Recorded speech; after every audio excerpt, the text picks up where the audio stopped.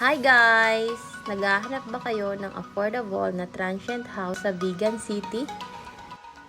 I will recommend the Ivy Dayan Transient House with spacious parking.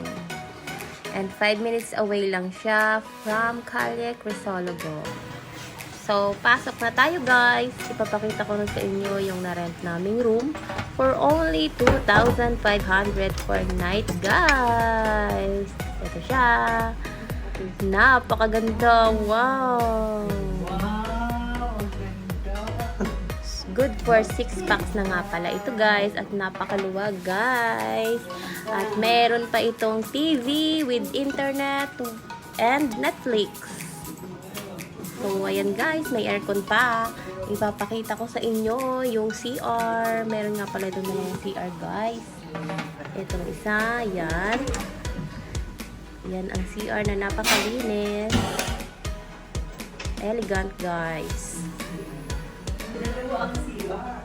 Wow! Meron din po itong lababo. Ito yung kabilang CR. With heater pa ito guys. So kung nilalamig ka, pwede kang mag-on ng heater. And guys, nanood na kami ng movie sa Netflix dahil gabi na. Bago matulog, mag-load muna.